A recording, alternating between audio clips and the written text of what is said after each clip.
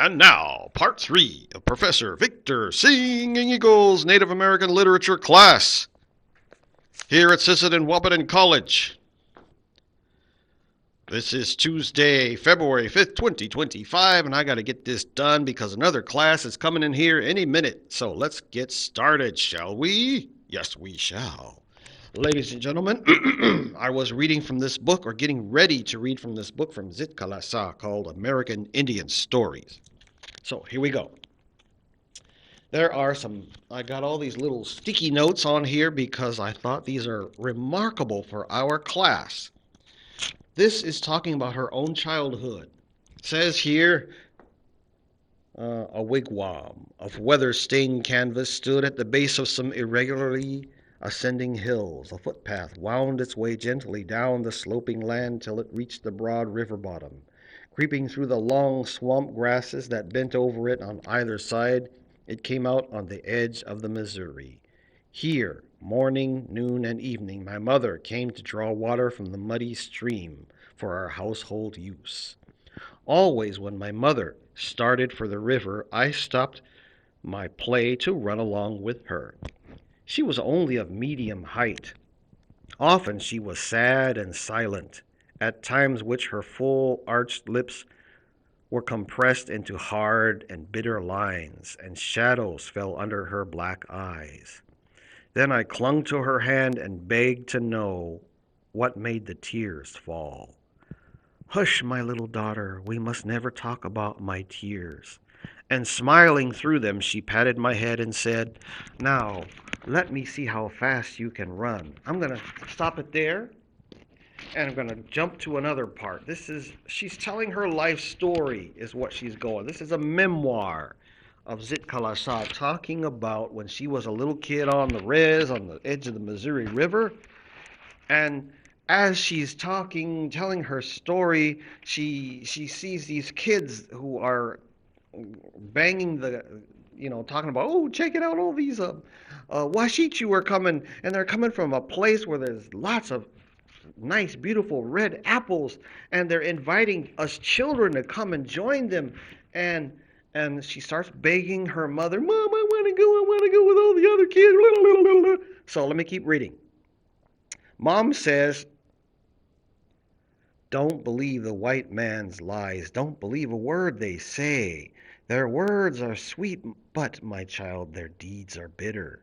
You will cry for me, but they will not even soothe you. Stay with me, my little one."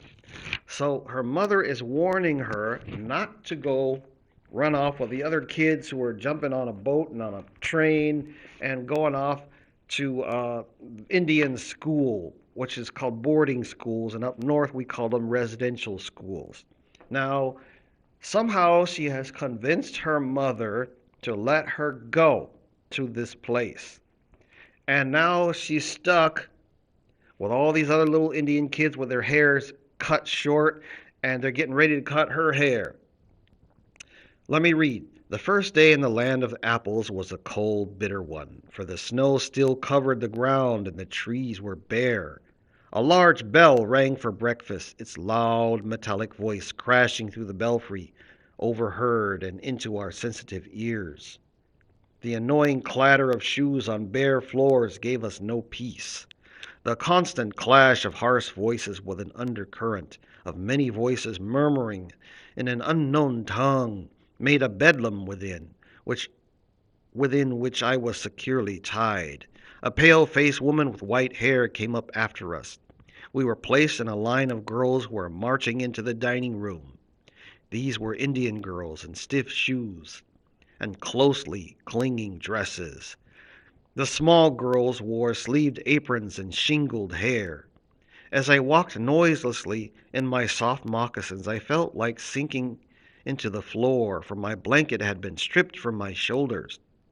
I looked hard at the Indian girls, who seemed not to care that they were even more immodestly dressed than I in their tightly fitting clothes.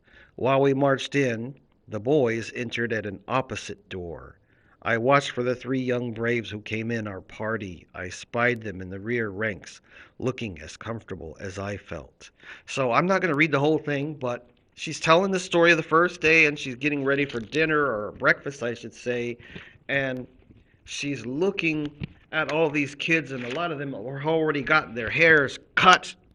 And she says here that no, I will not submit. I will struggle.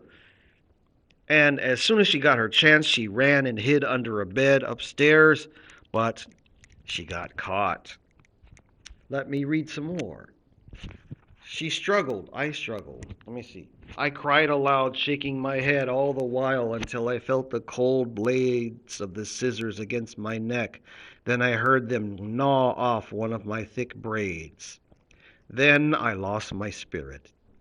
Since the day I was taken from my mother, I had suffered extreme indignities. People had stared at me. I had been tossed about in the air like a wooden puppet, and now my long hair was shingled like a coward's. In my anguish, I moaned for my mother, but no one came to comfort me. Not a soul reasoned quietly with me, as my own mother used to do. For now I was only one of many little animals driven by a herder. Okay, we're going to stop it right there because I know I'm out of time. 6 minutes and 22 seconds. The last section, I'm going to have to go to another classroom because it's now 10:52 and another class is coming. So, I'm going to stop it here and I'm going to pick it up in another classroom and tell the Indian story, which is an etiological story of where Mount Shasta comes from. And I've got ChatGPT and Copilot AI to help me illustrate my story. You see. And I'll knock it off there. By the way, if you see this sign, that means anything underneath it is not updated. So we're going to stop it here, and thank you so much, and you have a nice day. Talk to you later.